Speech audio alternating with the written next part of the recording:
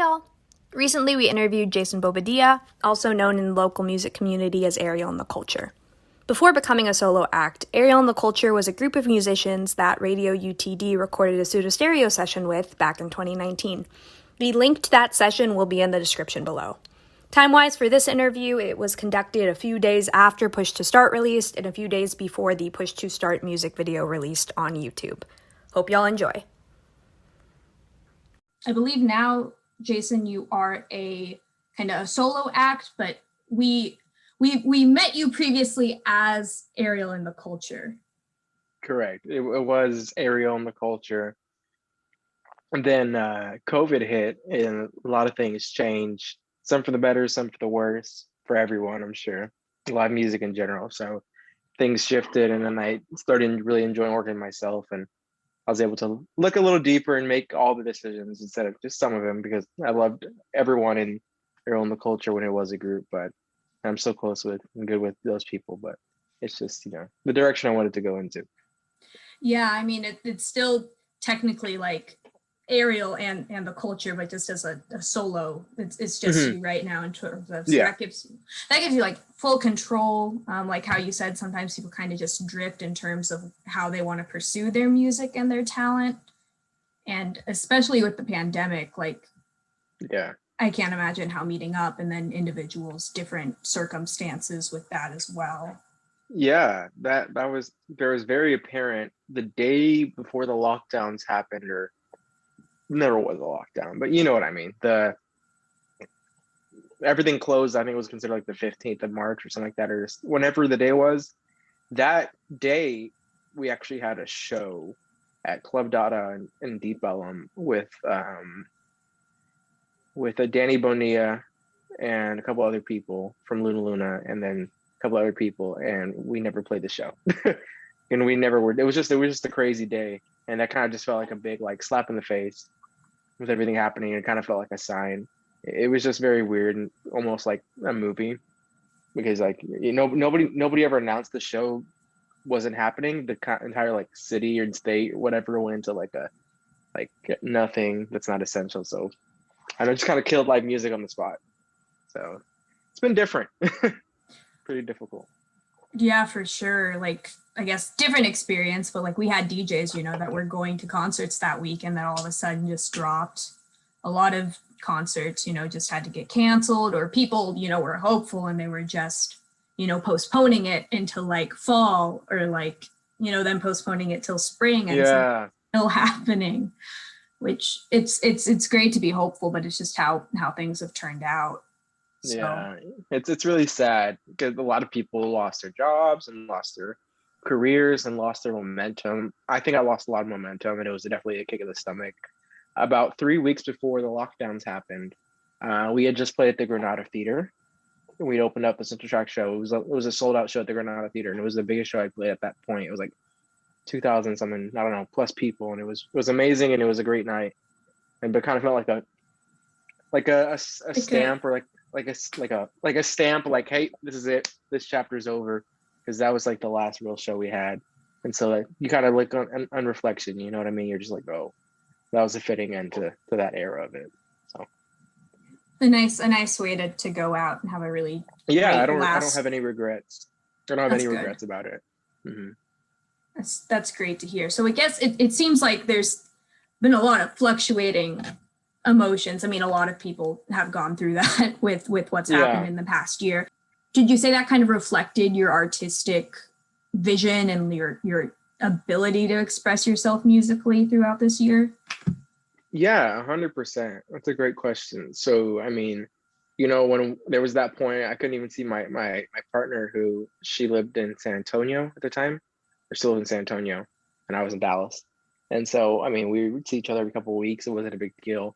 So for me, that was like the biggest slap, when I wouldn't see her for 3 months at the beginning of the pandemic. And I was like, if I can't even see them, I can't see anybody. Because you didn't, at the beginning of the pandemic, people were washing their groceries and all that kind of stuff, or I was at least, and not anymore because things have changed. But so you really just couldn't see anybody, and so I was just stuck in the apartment and the whole, like, all day long for months on end. And so you just drive yourself crazy. And I didn't even make any music. Like, it was just like for me, it was just like an energy suck the first 2 months or so. I wasn't creative at all because it just felt like live music died overnight. And at the time, I don't know how it was for everybody else, but like it didn't look like it was coming back in the foreseeable future. Now finally we see like the light and everything, but at the time I didn't know what was going on. So it was really hard. And so that's why like I really need to focus on myself before, focus on trying to keep running a band and a group. So that's how it was for me, at least. Right. Well, I hope it seems like you're in a better place with Oh yeah. Oh yeah. It's just, yeah. It's really, it's a lot better place now, thankfully. Yeah, it's rough, but it also helps you appreciate when you have those moments of like, pure passion, creativity, and, happiness. It made the smaller things feel a lot bigger, just like going to shows and loading out all the equipment, which is usually a pain in the ass. I started to miss it sometime last year, and I was like, oh, that's how I know I'm down bad. So that concert euphoria. People have been able to do virtual concerts, and it's been great, but it still isn't kind of the same as that full experience. No, it just can't replace it. It's really hard to replace the sweating bodies of people pushed together, listen to loud music with bass that's way too loud. So it's just hard to replicate. I do miss it. I'm glad, like I said, I don't know if a lot of people can say this, and I'm not saying this in like a retrospective like anybody else who had a very terrible year, because I had my own bad parts of the year too. But in retrospect, I'm glad it happened for me, because I did a lot of self-reflection. Everyone did like the working out. I lost like 20 pounds, 30 pounds, and worked out, did the whole thing, and I just like bettered myself through the whole process. And now I'm grateful for it, but at the time it was so hard. Yeah.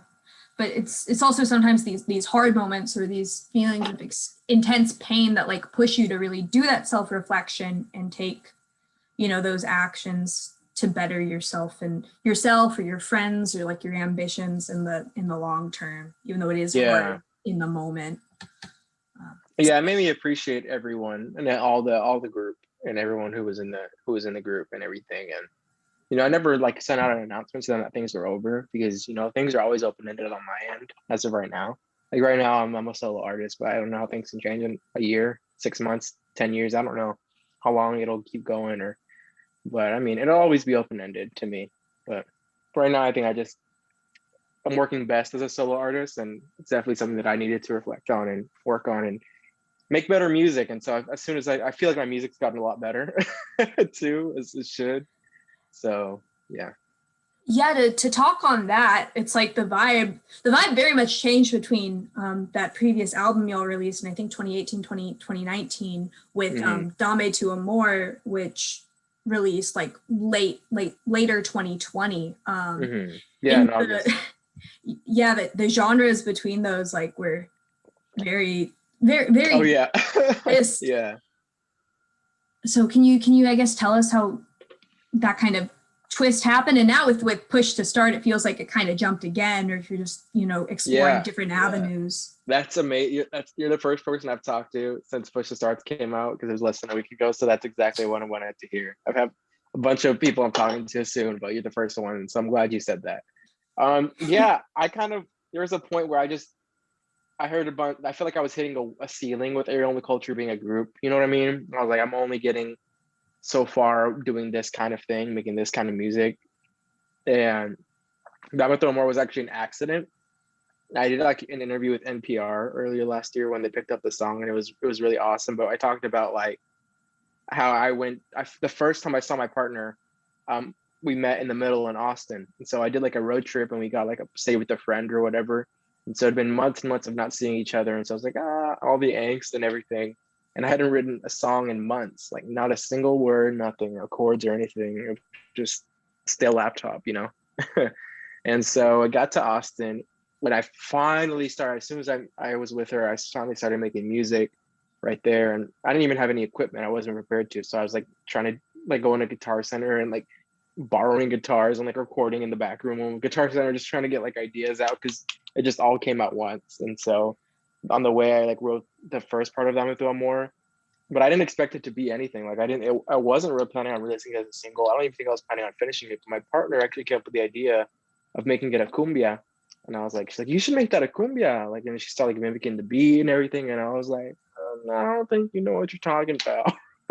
Because at that point, I wasn't really doing that kind of music, but I followed her lead and I did it. And I was like, see, you did So something. good. Yeah, Oh. and it was her idea. I don't want to take all the credit for the cumbia. I mean, I made the cumbia, but she was like, "You should." But she was like, yo, try this. Oh, that's I got to give her credit because that wasn't my idea. Maybe I would have got the idea, but I mean, I can't say for sure. And then I kind of had the song, like I held it for a few months, like, and I didn't think there was anything of it. And then I started linking up with a bunch of new friends of the pandemic, Pretty Boy Aaron, Khalid Abdul from Chroma. It's a rap group in Dallas, and then Bro Nice Video, who's like a artist and video maker in Dallas. And we started talking. We were playing like Call of Duty or something. I don't know. We were just bored in the pandemic. And then we started talking, we became good friends. Now we're great friends. And so, but I played them the song, and then they're like, "Oh, you need to drop this," because I was playing a bunch of other stuff I'd been making, and it wasn't hitting for them. They're like, "You need to drop that." And so that's how that came out. It wasn't going to come out honestly through me. They're the ones that pushed me, so I have to thank them. power of good relationships in your life. Just, bringing that inspiration, and also encouraging when they, see something that they're like, this, is wonderful. Like it, y'all, if you haven't listened to it, it's such a good track. And also the Thank music you. video is it's like, I don't like personally, like how you said it was inspired by cumbia, like it gives me flashbacks of me dancing with my friend, like late at night, one of the last trips before the pandemic, and, just being funny, but it does bring that warmth to it. And it was such a fresh, like, sound from you, and it was so refreshing, especially when it was, Awesome. fall of 2020. That's very sweet. Thank you. That was the point. I wanted the song to sound nostalgic. I'm a very nostalgic and like emotional person. Like when I move out of like a home or something, I like have to break down crying and everything when everyone's just packing their boxes or something like that's. I don't know if that's just artists in general, but that's the kind of the person I am. And so I wanted it to kind of sound nostalgic. So I'm really, really glad. That is my favorite song that I've released so far. And so I'm really glad people, I mean, took it to heart and were like, "Oh, I showed this to my grandmother and she didn't know what it was." But when the cumbia part at the end, when the kind of the bass changes, I don't know if you know what I'm talking about. She like her head turned and everyone's just like, ah. So I wanted to connect like the older generations and the newer together, and it worked. So I'm really glad. Almost didn't release it. Well, we're all happy you did, because you Thank executed you. it so well. And to just jump into like the old and the new, that music video was also just like so beautiful. I've also replayed that a few times. Thank you. Thank you. I appreciate it. Is there a story you tried to morph into it? Because I can't help but try to look for symbolism, or was it just combined? Yeah, there totally is. So I definitely wanted to be like put the sense of nostalgia into the video. It was directed by Bro Nice Video, Trey, a great friend of mine, and Roger Woodruff. And it was shot during the pandemic. So like around August 21st, it was shot or something, 2020. So it was really difficult getting the logistics of it. And we had to hire actors, some really great actors. And we shot the whole thing. And I wanted it to seem like an older version of myself, and then an older version of my partner who's also in the video. That's her. So that's her in the younger version. She's the one that inspired the cumbia. You can thank her. And I really wanted to kind of just like being a first gen like Latino and like Mexican American, you're kind of just dealing with a lot of like mixed cultures, being like you're not American enough, you're not Mexican enough, you're just kind of in a weird middle. Yes. Oh, yeah. And that's who I'm making music for. Relate. So yeah, and so that's why. And like in Tu Amor, one thing I always want to make clear when I talk about it is and people pointed out, like I guess purists or puro mexicanos, they're like some of the Spanish is kind of like grammatically incorrect there. And someone told me before I released it when I was showing it to people, and I decided to leave it in there because that's how I grew up speaking broken Spanglish in some words, and I wanted to leave that in there, to be like, it's okay if you speak broken Spanglish. Like it's not supposed to be a perfect. I'm not trying to be someone I'm not. So yeah, you're getting Yeah. the sentiment across and the message. Yeah, I'm glad people are getting the point. And so I just wanted to write a story about, the girl whose name was Xiomara, basically, falling in love. I wanted to make like a fantasized version of myself falling in love with someone from her quinceañera, and then him still being there and that being me, and then him growing up and her not being there. And I wanted to bring a lot of like Mexican tones and cultures, and not Mexican specifically, Latino tones and cultures, because quinceañeras are, a thing across all Latin America. And be like, when he's older and she's passed on, there's an ofrenda on there. People say it's like the movie Coco. I definitely got inspired a lot from the movie Coco too, and lots of other things. And another thing I'm inspired by is the 1990s movie Romeo and Juliet with Leonardo DiCaprio. I don't know if you've seen it or heard of it. Yeah. English freshman year classic film. Me too. Me too. That one. That was definitely I watched that a lot, and I was like, there's a lot of visual symbolism between those two. So if you ever see the movie again and see the song, you can definitely see like parts that were similar from there. So that's what I wanted to do with it. But yeah, people can take it as they want. So it's just art. Yeah, I did not realize people would compare it to Coco. Yeah. I think a lot of people did, yeah. I think purely my brain did not think Coco because I saw the conchas. And I was like, that wasn't in Coco. The other bread was in Coco, but I can see it now. Yeah, and the music video and the set, I cannot take any credit for. That was all done by Daisy Rios, who works a lot with a lot of artists in Dallas and Texas, and she did such an amazing job. She's an amazing artist. So if you ever check her out, Daisy Rios, she's amazing. She did it all by herself, one person. So she's great. All of it. Zero budget, basically. She did it. So she's amazing. Yeah. Oh my, okay. Can't take any credit. That's all her. All the claps. Hit her up. She's amazing. She's a talented Latina artist, and she's super nice too. People don't have to be, when they're that talented, people don't have to be that nice, but she's super nice. So. Oh, thank you, Really Daisy. Awesome. Yeah. So you've done so many new updates, and those aren't even super new, but like you're producing like a lot of rad stuff right now. And thank you. I appreciate it. I'm talking about the late 2020 stuff, but you just, how we mentioned, I think a few times already, but you just released Push to Start. It was just released Push to Start with my friends, Prebo Aaron. Bro Nice sings the hook. He kills the stupid hook. He's so good. He didn't even want to be on the song. The first person that hears that, he didn't even want to be on the song at first. He's like, I shouldn't be on the song, bro. But I made the beat like in July. So in June. That's how long this song has been. I've held on to this song in June of 2020 when we first started meeting up. And I sent it to Aaron, and we had like a group chat, and Aaron was like, yeah, I like this a lot. And so that's how long we've been holding on to the song for, since June. And then we were going to release it like late 2020. And then I got interest from a French label and distributors called Profil de Face, or Profile de Face for the people who don't do the French accent well, which is me. Profil de Face. And they wanted to sign me for the song. And so that took a lot of time. That was back in December 2020. And so the song was distributed by them this past week. And so, yeah, I'm with Profil de Face for that song. So that was my first label, or I don't want to call it a record deal because it sounds corny, but my first deal for a single was through them. So really excited about that. Push to Start's already got like 3,000 listens on Spotify. So it's right now picking up traction. It's almost 5,000 right now in less than a week. So it's nuts. I've never had a song pop off like this. About to say a few hours ago it was at okay, maybe I just need to refresh my page. No, I will show you the numbers right here to your face. Let's see right there. Almost 5,000. Yeah. Almost 5,000. So that was a pleasant surprise to notice. Right before this interview, I was like, oh, okay. Yeah, it was far left field, and I feel like that's what I wanted. Like, I had other songs that sounded kind of like them with Tu Amor, ready to go, like at least 5 or 6. If you're like, drop it.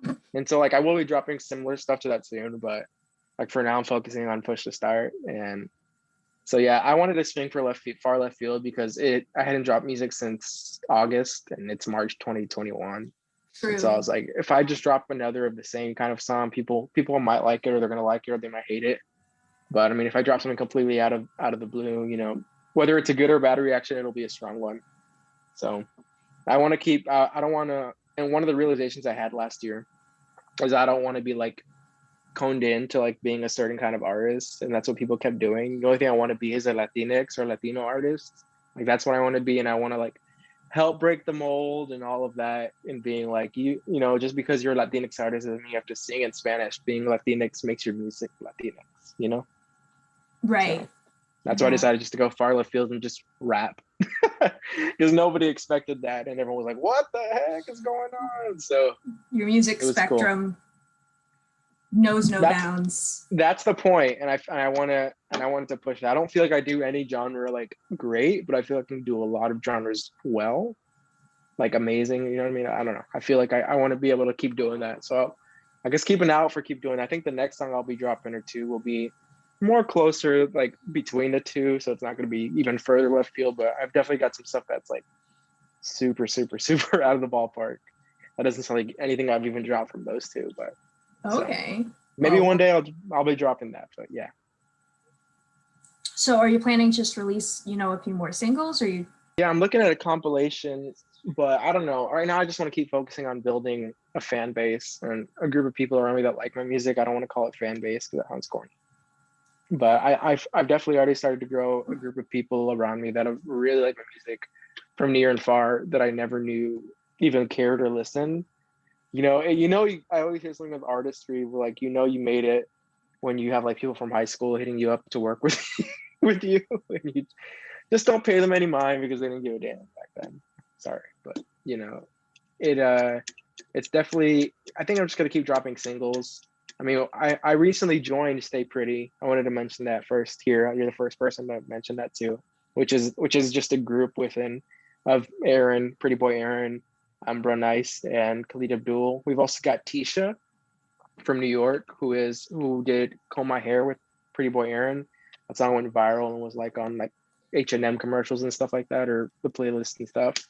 We've also got Bruno, and we've got Brandon as well. We got more people coming, but we're just trying to do a collective right now. So we're about to drop as a compilation a lot of music. So it's about to be a crazy rollout from here until pretty much the end of summer. So I'm excited. Yeah, I can't talk too much about that. So yes, understandable. But thanks for giving us that tiny tidbit of what's to come. That sounds like a really kind of rad collaborative work.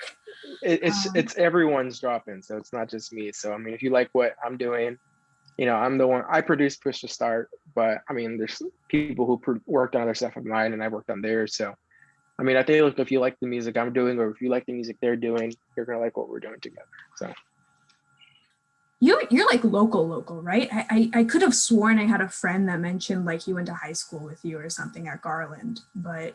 Oh yeah, I mean it's been a long time ago. I mean, I was local. Right now I'm in San Antonio actually. Oh, okay. Yeah, and I'm hopping between Austin and Dallas every couple of weeks or so. I don't feel like I'm based in San Antonio and Dallas. I don't feel like I'm like locked to one place though. So I'm still in Dallas artist. Nothing changed there. But I'm hopping between cities, working on personal stuff, work, and then music stuff. So I definitely feel like I was definitely local in Denton for a while, and then during right before the pandemic, I moved to like downtown Dallas. Like I lived on like Main Street, like on Main Street. Like I was in downtown, living in the city life, and that's where I experienced the pandemic, and then the summer riots and the summer protests and all the events and everything in between. So I definitely like my worldview just completely changed living in downtown because everything happened there. So that was like a big inspiration for everything. So I have music from when I was inspired at that time, like still yet to come out. So like that encapsulates that kind of like feelings and stuff, if that makes sense. But I definitely I am from Garland. I've been playing music like in Garland and downtown Garland since I was like 13. So it's been a long time. Okay. Yeah, I used to play at coffee shops there, playing completely different music. It doesn't even sound like the same. And those videos are lost on YouTube somewhere. Oh God, I hope no one ever finds them. But ooh, that's gonna challenge someone. Yeah, but I like Garland. Like I said, I grew up there. It's not like I'm like don't rep it or anything. But man, I'm glad I'm out. So I'm hopping between cities now. So I was in Austin yesterday and now I'm in San Antonio today. Nice. Yeah. I like it. I like being on the road a lot. It's nice. But yeah, No, it's been a great time talking with you. Yeah, of course. For our listeners, watchers, where's the best place to contact you? I mean, not contact, but maybe contact, but like socials, networks, since you're talking about wanting to build up that following. Yeah, you can stream my music at Ariel and the Culture. That's Ariel ampersand. People don't know what that sign is called. It's called an ampersand. Ariel ampersand the Culture, or you can just. I feel so weird saying this. You can just Google my name now and it shows up. And you can follow me at Funny Latinx or Funny Latinx on Instagram or Twitter. I'm just acting a fool on there, and people like it. So. Cool. Awesome. Thanks, guys, for listening to Radio UTD.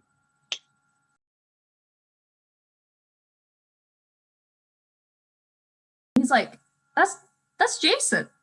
And I was like, his name's not Ariel? No, that's my middle name.